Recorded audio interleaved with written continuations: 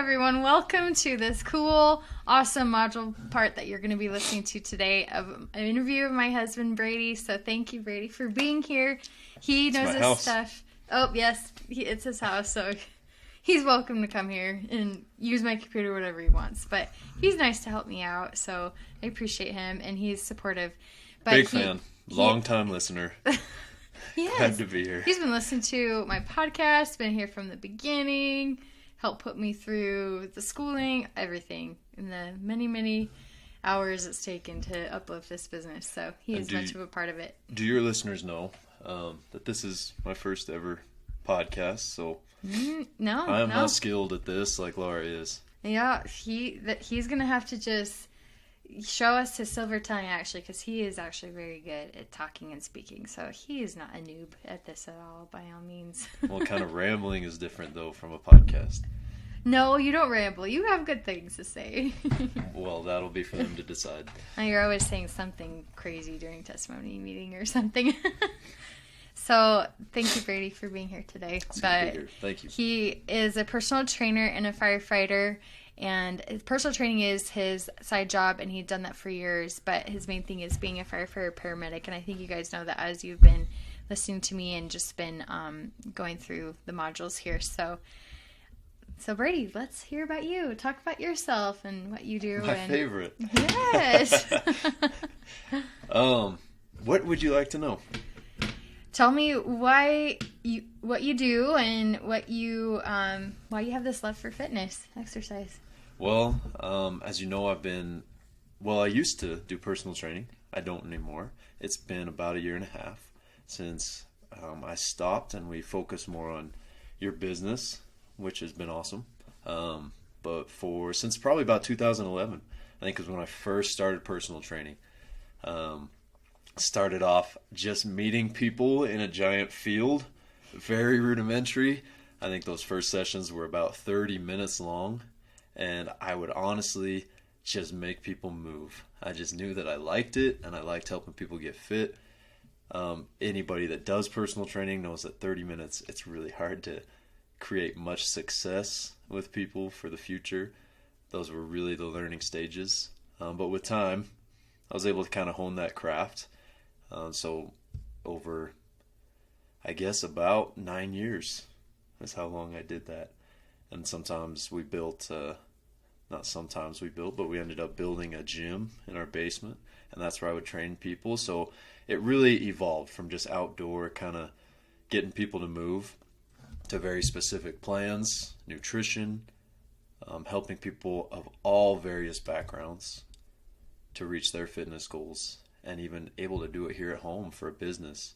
And I've just met some amazing people as I've gone through that.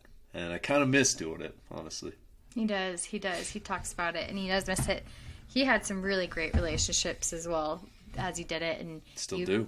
You still keep them, and I still know them and meet them and see them. So, yeah, thank you for that sacrifice for doing that for me, Brady. And it was hard.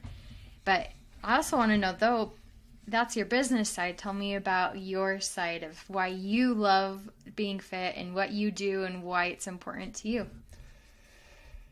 Well, my backstory, I think I grew up a pretty chubby kid.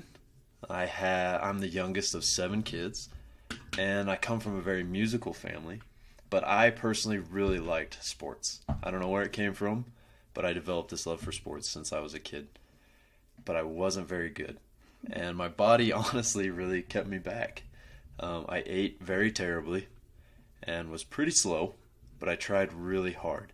And I think through effort, that made up in some of my lack of talent and fitness. Mm-hmm. And it got about after I graduated high school, so going into college, I just kind of flipped a switch, and I decided I really want to do this, and I want to be good at it. Right. And so I really started getting into shape. And it was a lot of fun because now those hobbies, those goals that were very sports-minded, I love football, I played lacrosse, I like to play pickup basketball, though I'm not very good at it. But being able to finally compete and be pretty good at them was a lot of fun. And honestly, that's probably the main motivator today, why I still keep doing it, is I like physical challenges. I like to play sports. When people invite me to do something, I want to be able to go and compete with it. And I still try to find little challenges here and there, whether it's a race or a firefighter fitness competition, or a boxing match. Mm-hmm. If you remember that. Laura came and supported me for my boxing match. Or pickup basketball, whatever it may be. Even pickleball. I've been getting into pickleball, which is kind of an old man sport, but I still really like it. And the fitness still helps me kind of make up for some lack of talent, I think. Right. Yes. You really do have that fierce desire to be something better than you were and try harder and harder just to finally get to that point. And it's more to prove to yourself that you can do it. And that started then from the beginning of you as a kid. You had a hard time doing that. And you've done it all the way up until now. And you're always setting goals for yourself. And I really love that about Brady and how he's trying so hard all the time to keep himself very... I mean, there are times where I get frustrated. He does love to work out a lot. So we have to have that balance, and we communicate and make sure he has his time. I have my time. When we have little kids, it's really hard to have enough time. But... yeah, we should do more together. Do you think I offended a lot of your listeners saying pickleball was an old person sport? Hopefully not. It just kind of came out. Maybe we should. Pickleball is hard for some people, and actually, when I've played it, it was hard. I can't get a rally for very long. Yeah, no, me neither. So no, they'll forgive you. Well, let's jump in, but just to kind of also talk about us as a couple. We've worked out on and off for a long time, and that's been really fun over the years. And of course, we've done more, we've done less, having babies, not now with my business and his business, and also with my own healing of intuitive eating. I had to take a break from diets and fitness and that stuff because my views changed, and I had to heal my relationship with my body and with food and exercise. So Brady was patient with me through that time, and he was understanding, and we finally are at a better place together, and we try and work out once a week right now. We're doing once a week together. He works so much at the station, so we only end up having a handful of days to be able to make that happen in our basement and do it together, and he usually leads it. It's so nice. Some people ask me that. Isn't it so nice to have a personal trainer husband? And I'm like, kind of. Right, yep. Yeah. Sometimes yes, sometimes no. But for that reason, I like to work out with him every week. It's like trying to teach piano to your own kids. Right, yep. It's sometimes really hard. You should not be your spouse's personal trainer. Let me give some free advice right now. Right. Not a good idea. Right. It was more on the side of the food that we tried that a few times where he tried to give me plans from the past when I was in the dieting days, and that never went down well. Never. But with the fitness plans, I think it's fun where he just guides me through that hour. It ends up just being a date for us for that moment, and I will... if I need to, I sit out. I think we were doing like shoulder shrugs, and I said, okay, I think I'm going to go do some lunges instead. You didn't want the giant shoulders. No. But you do take charge sometimes. Yeah. You've been in charge of our workouts. Yeah, and that's actually really nice for me sometimes because, like I said, for the last 9 years, I've had to come up with exercise plans on the daily for clients, for myself, guys at the fire station. So once in a while, it's good to just check out and be like, you tell me what to do. Yeah, I guess so. I forget that I do sometimes. I feel like the majority is you, but I do. You're probably right. And I do like it when you do because, yeah, it's nice when you can take a break. And I don't have to think. No. Yeah, I don't have to think. So, but yeah, we communicate a lot on each other's point of views and make sure that we are on the same page. But it still doesn't come easy all the time. And as a couple, you definitely... butt heads sometimes, but yeah, it's amazing how nice to each other we are on a podcast. We should really do this more. Oh, right. Maybe we will do more. Do you want to do that every week? Every week? What's the pay? Not very much. Okay. Yeah, podcasts are for free. All right, fine. So let's jump in though. So, of course, with what we're talking about here, exercise is so important, and with inactivity being the fourth leading cause of death among the world, there are 4 million deaths that could be attributed to inactivity, just not having movement. Mm-hmm. Yeah, totally true. it could be totally attributed to inactivity. Of course, there's cancer, heart disease, but there is this fourth of not even having enough activity. And I think they're all combined too. If you're also having heart disease, probably not. If you're having really bad health, you're not getting enough exercise overall. But these benefits, and I'll ask Brady too, after I go through some of these benefits though for exercise, they could be reduced through, let me talk about the benefits, not how you make it happen, but the benefits of stroke and heart disease, type 2 diabetes, those things that are definitely always talked about amongst our society are lessened and lowered and reduced because if you just involve some of that in your day and lifetime, over a lifetime, it can definitely make you healthier over time. But I feel like the long-term benefits of the bone density and memory and just having cardiovascular circulation with your body and etc., things like that, that's your long-term benefits. But these short-term benefits that I love, and of course Brady speaks to, he loves it for his mood, and I love it for my mood as well, and having good balance and having good strength. And so yeah, what comes to your mind, Brady, when I talk about these benefits and what you feel like are also even any more benefits? Yeah, great point. This little box keeps flashing. Is that okay? Yeah. Okay. Yep. Like I said, I'm new here, but there's totally good. There's a little spaceship blinking over here. I want to make sure it's picking up everything. I'm the techie one out of the both of us. Definitely. I have not always was I techie though. Benefits, definitely chronic disease. You mentioned, and I think there's a difference, and it's important for us to recognize this: is that there's health, and there's exercise, and then there's training. And sometimes we mix the two.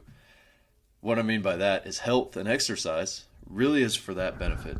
It's for chronic disease prevention. Laura mentioned cancer, right? Type 2 diabetes, I think. Cardiovascular disease, to name a few. Mm-hmm. If you want to be healthy, and that's your goal, then really just a moderate amount of physical activity, just movement, is really going to accomplish that. That's going to lessen your chances of chronic disease substantially. Then there's training though. Like if you are someone that really wants to be physically fit and you care about the way you look, which is okay. Just to say that, like if you want to look good, there's nothing wrong with that. Like that's not bad. As long as you're doing it for the right reasons, I think. Mm-hmm. For me, I want to look good. For Laura, that matters to me. And he does. Even though she has told me time and time again, it really doesn't matter to her. She's like very forgiving. I mean, I'm wearing a hat today, but for those who can't see on the podcast, there's no amount of burpees and bench press that's there are no push-ups for the hair growth, unfortunately. Those on the podcast are blessed right now. They didn't have to see that. Took my hat off, but even though she's reassured me, it doesn't matter that much to her. She's very forgiving. She loves me. I do want her to think, hey, my husband looks good. I'm physically attracted to him. I think that's okay. To feel confident in yourself and the way you look. For me, like when I go swimming, I think that's a big one for a lot of people. To think about yourself the whole time if you don't like the way you look. So really, for me, I think being confident in the way that I look, which sometimes I am, sometimes I'm not, just being honest. Like still working on it, right? Yeah, we all do. But when I am, and I feel confident in it, and some of that's personal and some of it is just fitness, you have to accept after you've done your work. But you do got to do some work. If you are comfortable in your body, then you don't think about yourself. You're able to just be like, I can just play with the kids. And I can relax, and my mind's not here all the time thinking about me. So really, it's the opposite of vanity, I think, a lot of the time for me. If I can feel comfortable with myself and what I'm wearing, wherever I am, then I don't have to think about myself. I can focus on other people. I love that. And then there's, like we said, the training benefits. Just being athletic, being able to do physical things. I have a goal in my life that I never want my body to keep me from doing anything I might want to do. I have no desire to run marathons. I don't like running. Laura's the runner. She's ran a lot more than me. I don't like running. But if I wanted to, I wouldn't want to have to say, I probably can't do that. Or to climb a mountain. Again, not a huge thing on my bucket list. But if it was, I'd want to be able to say, my body's not going to keep me back from that. To play a sport. You know, if today, I've been waiting for the call. If the Rams called me up today and said, hey, it's your shot. I know we're waiting for that. That would be good money. Now her true colors come out. Then you'd start having to pay me for these podcasts. Yeah, maybe. If they call me up and say, hey, it's your shot, I want you to come play, and I'm like, I really want to play. I wouldn't want to be like, man, but my knees, you know, not in the greatest cardiovascular shape. So I think I've made my point that right. It allows you to do things and adventure in a way that you wouldn't be able to otherwise. Right. I really like that. I guess I didn't really think we'd get to that point, but that's a really good point, that it really allows you to then forget yourself and get to that point, especially with all the work that those that are listening or that are in the course, they've worked on their mindset here, so they can have the dual of, it's actually okay to look for that aesthetic for yourself of trying to feel like you're attractive, and but then you're doing it in a healthy way where it's not your priority. You're always looking to feel good first. So good. That's a good thing. That's a good point. Can I add one more thing that I forgot? Yeah. Mental health. I forgot to mention that. For me, exercise is for my mind. Mm-hmm. I need it. And we have a gym downstairs like we mentioned, but most of the time I actually go to the gym. I mean, we bought this gym and we set it up, and Laura will tease me about it. I gotta get away. I'll hear kids upstairs. I'll see laundry down there. And it distracts me. I need like my own space, my own time to just kind of think and focus on myself, work on myself. In particular, I've found it to be very useful after shift. Laura mentioned I'm a firefighter, a paramedic. That can be kind of stressful. Usually when I'm at work, it's either 48 hours or 72 hours at a time. And it's usually a stressful 48 or 72 hours. I'm in charge of making decisions that can alter someone's future or their life. And that weighs on me. And I take that very seriously. I remember one particular shift where we worked a cardiac arrest. So CPR, drugs, shock the patient, the whole works, trying to save this patient in front of their family. Very emotional, very high stress. I wanted so bad to bring this person back to life, and it didn't happen. And I take that a little personally, and that hurts. And we have to come back, and we're cleaning up all our equipment, and the tones go off, and it's another cardiac arrest. And we had to go right away and do it again, and same result. I couldn't save him. Afterwards, before coming home, sometimes I need that transition phase. And Laura will tell you, probably not on here because she's very nice, but she will tell you, I'll come off shift and I'm just a jerk sometimes. I come home and I'm just not myself. And it's been really helpful to have kind of a buffer, a transition phase between work and coming home to exercise. I think the physical activity, actually doing something with your legs, with your arms, with your hands, can take some of those thoughts and that stress out of your brain. Mm-hmm. So for me, I've got to do it. I'm not the same right. if I don't exercise. Yes, it's very different if I work out or if I don't. It's in your toolkit of things that help get you to like recalibrated to where you need to be, and it's that energy that's moving, that came through you, that huge episode of things that happened. It moved through you, and you're kind of having it pent up here. It needs to move out, and for you, it's to get it out by exercising and movement, and that's okay. And so for a lot of people, maybe it would be that's maybe there's a reason there's a big depression epidemic. It's because there's also this epidemic of people not moving and working out and being physically active more than we do because our jobs do that, and we choose to do that. Our media makes us, we sit down to have our entertainment. So you're probably onto something there, Brady. Well, it's the natural response of the body. Honestly, when you are stressed, your body releases cortisol. And when we have a sympathetic nervous system stimulation of cortisol, the sympathetic nervous system controls fight or flight. Mm-hmm. And so our body's natural response is fight or flight, which mm-hmm. in translation, like you said, is move. Mm-hmm.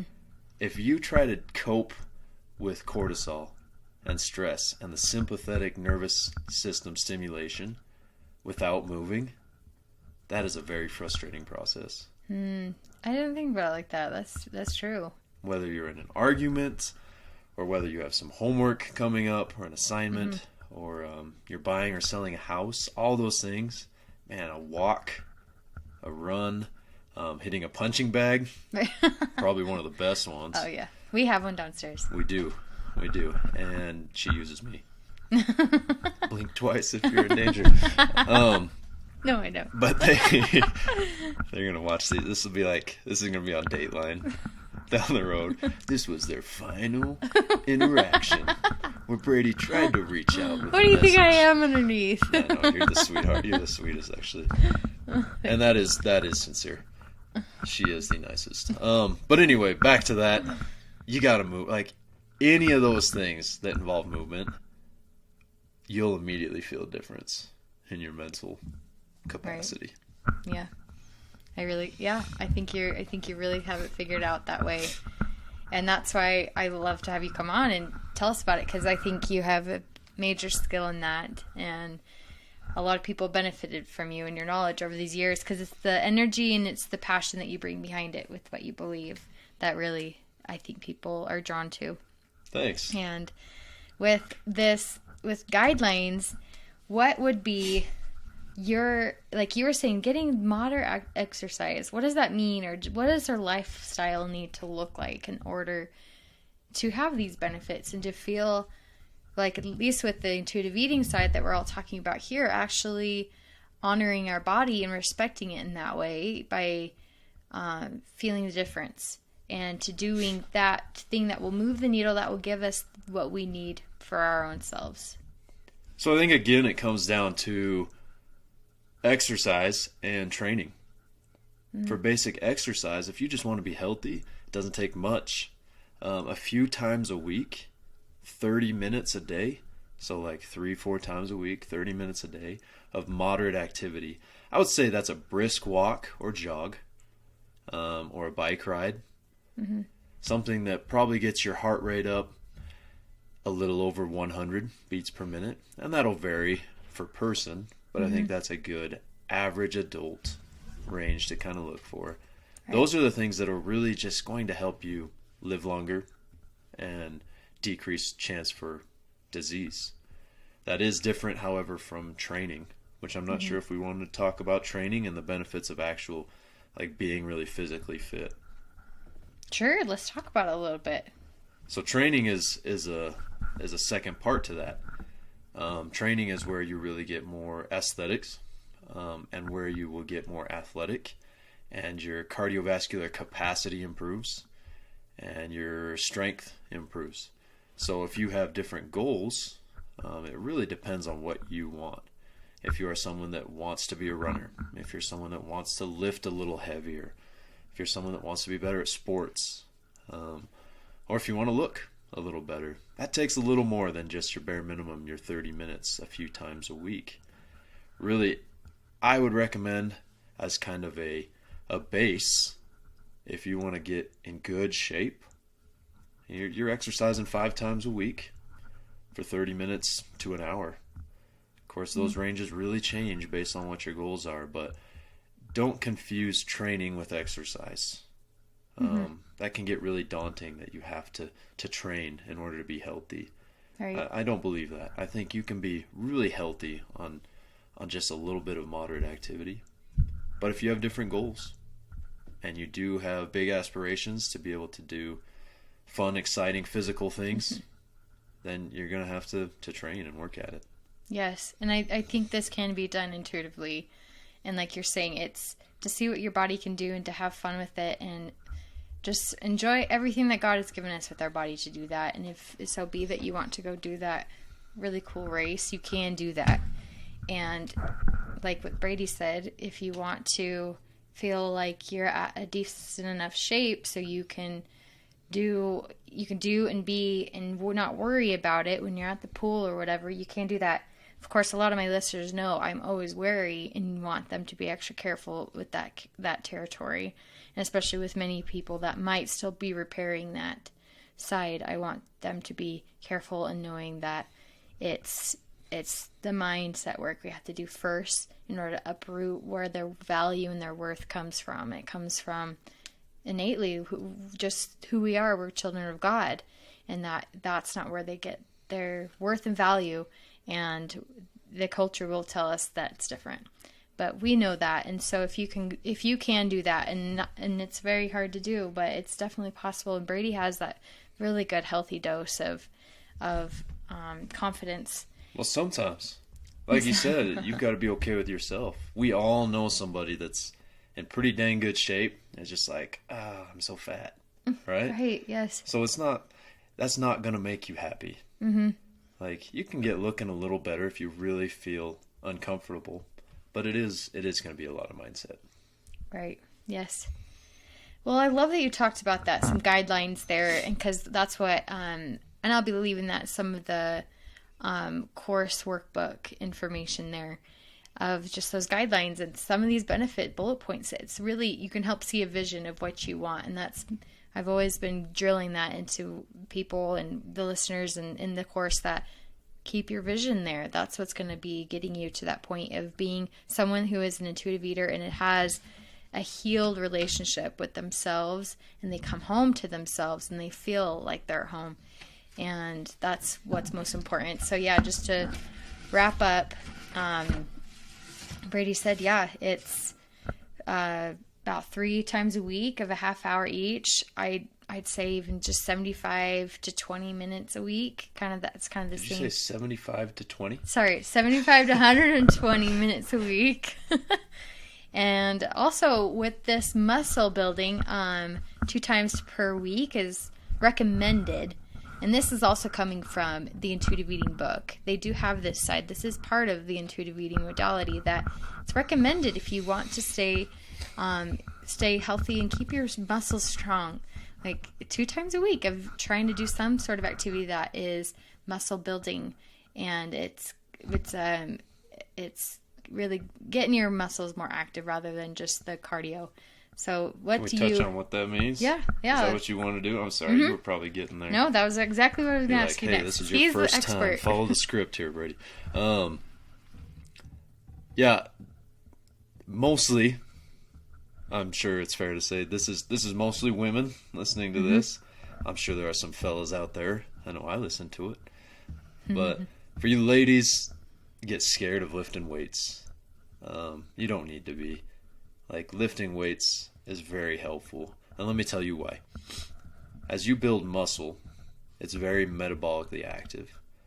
That means that the more muscle that you can put on your body, you're going to be consuming calories throughout the day at rest. So you don't even have to exercise. Just being more muscular actually allows you to maintain a healthier physique and body composition, so that you don't have to starve yourself. I mean, if you're super skinny, it's impossible to eat that little to stay that way, or just miserable. You want muscle because it churns through calories and it churns through fat. If you're worried about getting bulky, that takes a lot of work. Let me tell you, as a female especially, it will take you a lot of work if you are wanting to get really built and bulky. I, as a guy who naturally has more testosterone than women, I lift a decent amount. I don't get really huge. As you can tell, I'm not really buff, really bulked up. I'm fit. Yes. That's what I was looking for. Thank you. I knew it. Just that false modesty, so that someone will false compliment modesty. me. But no, you can tell. They can tell. I'm not huge. I'm physically fit, I feel like, but I lift a decent amount. And if you're a woman and you lift as much as me, you're not even going to look this big. So there's no need to be really scared of that. You have to work pretty hard and be pretty focused on weights to get big and bulky. Mm-hmm. So when Laura says some bone growth and some muscle growth, lifting weights as well as just lifting body.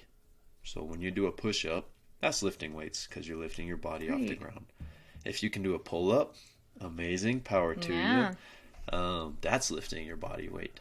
Even squats, you can hold a little bit of weight, but even if you don't, you're still having to press your body weight up with your legs. But I guess what we're saying, and I think what you're saying, is chilling on the elliptical for an hour or going for a walk or a jog, that shouldn't be the basis of all your workouts. You shouldn't just be running and jogging. Trying to incorporate some resistance on your muscles, some sit-ups, some push-ups, some squats, deadlifts, and some of these may be foreign words to you, but I'm sure Laura can help you out in her coaching because she's been doing this a long time as well. Yeah, reach out if you have any questions. And on the Facebook group, for those that are on that Facebook group, let me know. Reach out. But yeah, any kind of resistance in that regard will help you. Also, varying up your intensity with your exercises. So there's moderate intensity, which is called aerobic metabolism. Am I going too far on this? No, we going too deep? No, it's good. Okay. No. So aerobic metabolism is where you use oxygen to create energy. That basically is performed at a moderate level. That would be a slow jog, a walk, something like that. That is helpful for your heart and for your endurance capacity if you want to be able to do things for a long time. Anaerobic metabolism, you should do that once in a while. That means that you push yourself pretty hard for short bursts. You've probably heard it. It's all over, very popular. HIIT, high intensity interval training. Those are buzzwords. It really works. What you do is you take about 30 seconds to a minute and you try to push yourself pretty hard, and then you take a rest. And then you do it again for 30 seconds to a minute, whatever exercise you are doing. Varying the intensity will put your body into anaerobic metabolism. Anaerobic, meaning without oxygen.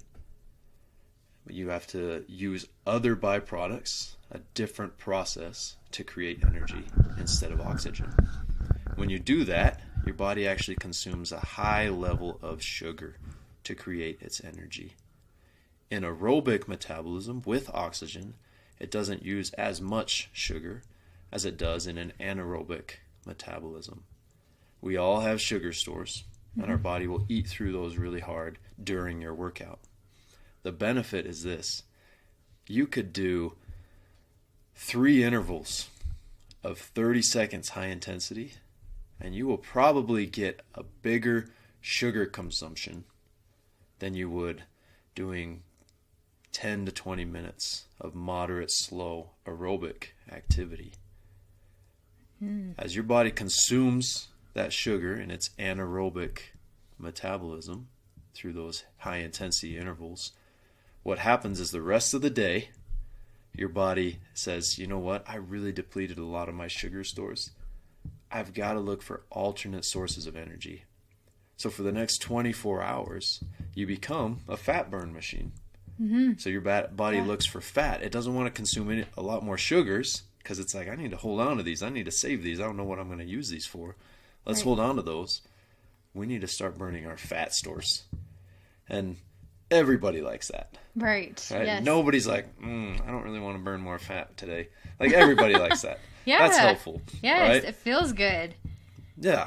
It's. I would say I have never had a client that was like, I'm not interested in burning fat. I've had ones that don't want to lose weight, that want to actually gain weight, but still want to burn fat.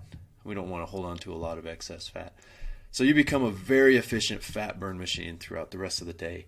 So the benefits of your interval exercise does not just last in your exercise. It lasts for the rest of the day as your metabolism cranks up.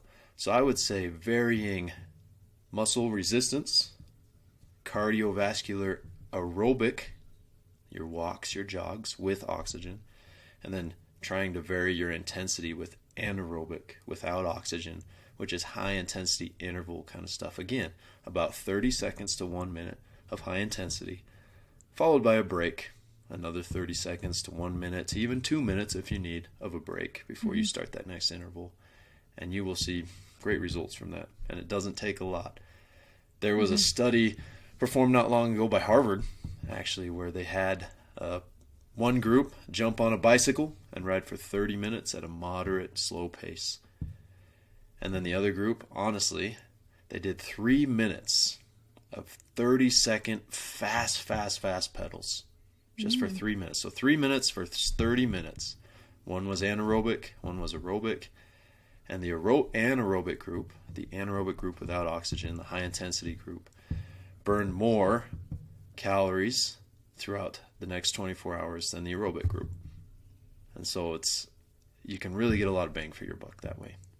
Oh, wow. That is really cool. And he knows these things. He likes to research. He thinks it's fun. And and that's exactly what I was going to ask is this cardio side, this cardiovascular, what we're looking for that there. And you nailed on the head. You gave the whole picture of where our body needs it as far as muscle growth and bone density and it keeps up with our body throughout the rest of the day and the benefit with that.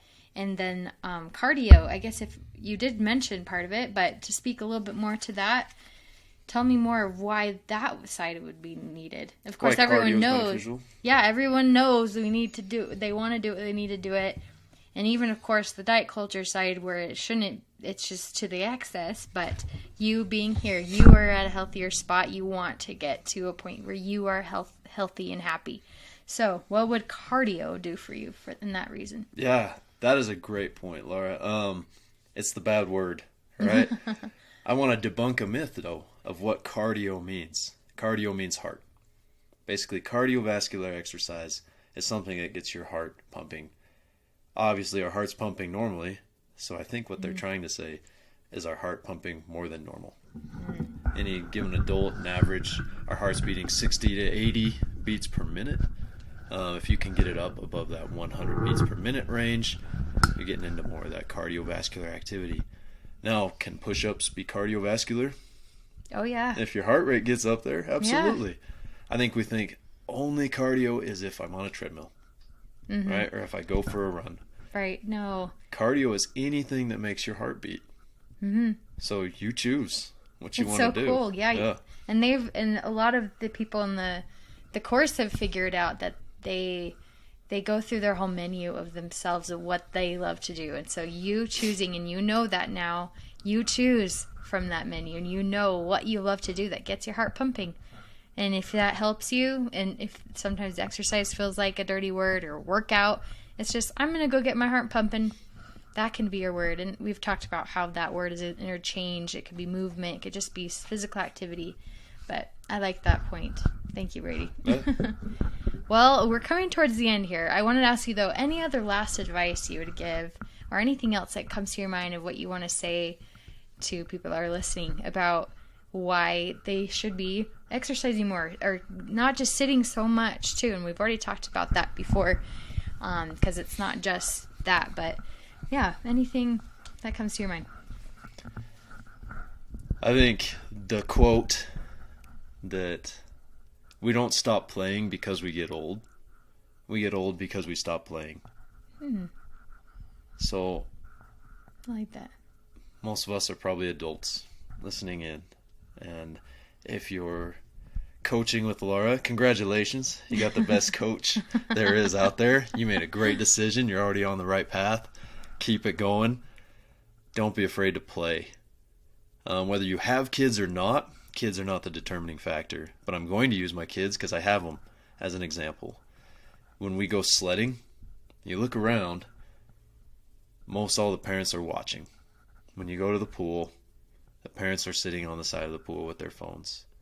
We just went to the park. We did an all-day getaway up to Ogden, which is one of my favorite places in Utah. Everybody's like, really?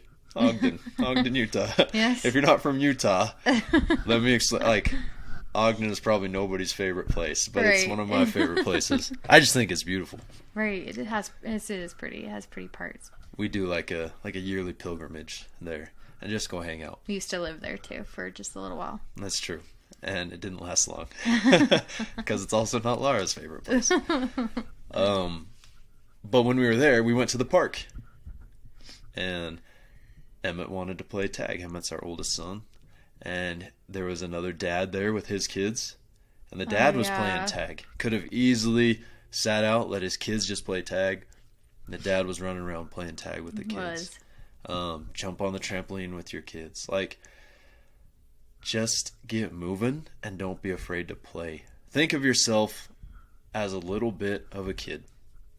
We have different responsibilities now, and we have to honor those that kids don't have. They get to play a little more. I feel like it's not really fair, but it is what it is.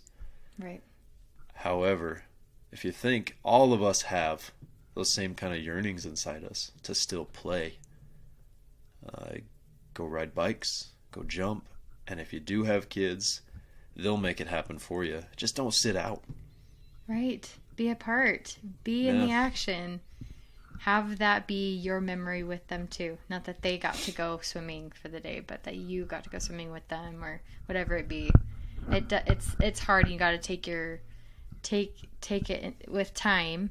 For some people, I wouldn't have been able to keep up with Emmett with all of his races he was doing at the park, but I did do it for a little bit, and Brady did, and it's really fun, and we have that memory, and so it also ends up being you do more of what makes you feel good. So if you also feel good and you're happy and you're creating those memories with the family, you're going to do more of it. You're going to get more active over time. So or dates. Dates, yes. Yeah, like dates. That's his favorite. Like hanging out with friends and dates doesn't have to be dinner and a movie. Mm-hmm. It can be sometimes, and we do that. Mm-hmm. But you can go sledding as adults, right? You can play basketball with each other or go swimming. I don't know. I'm just spitballing here, but no, it's exactly what I've talked about in the previous module here. That if you need to, like, for example, if you need to go have a meeting talk with someone, go do it as a walk. It's hard if it's a whole meeting walk. Meeting walk, yes. Hashtag. It's going to catch on. Totally. But that's how influential this podcast is. Well, I hope so. That'd be awesome. Hashtag meeting walk. But yes, it could be, you just got to get creative in how you can be more outside and having fun. And like, especially my kids, they love to go puddle jumping. Is that what we call it? I think it's pretty self-explanatory. Yeah, puddle jumping. Okay. Just out in the rain where everyone's... let me explain it. When it rains, usually everyone wants to stay inside, but good point. Occasionally I'll say, okay, we're going to go outside. We're going to go jump around, and I'm going to have to do a lot of laundry after. And do you jump in the puddles? I walk around with them. Yeah. So at least I'm doing that. Getting started. But you're right. I should do that. So, but yes, this is all really good. I probably Thank you. wouldn't either. You're probably right. Yeah. Well, it's been great to have Brady and talk to him and get some information from him. But I appreciate you guys all listening in, and reach out if you have any other questions. And yeah, I hope you get moving. I hope this inspires you to get moving. And any other last things you'd like to say? No, you nailed it. Thank you. Okay. Thanks for letting me come on. Right. Yes. It's been great to have you. Thank you, guys. And get moving. Find your one way to do that. If you do nothing after this, just all you need to do is make one action step towards it. It doesn't have to be an overhaul. So I hope you'll do that. I do want to say one thing. Oh, yeah. Thank you. Thank you for training or coaching, being coached by my wife and interacting with her. It means a lot to her to do this. I know she thinks about you a lot, cares about you. And I don't mean to embarrass her, but I'm gonna. Like, she just cares so much. And I really appreciate you, and I'm glad you're doing this. And I really hope that this helps. Thank you. That's nice of you. Appreciate it. You guys have a great rest of your day. Thank you. Hi, everyone. Sorry. I didn't know when was proper time. Are we recording? I had a feeling you were going to do that. You should have known. Shame on you. You're always looking for fun.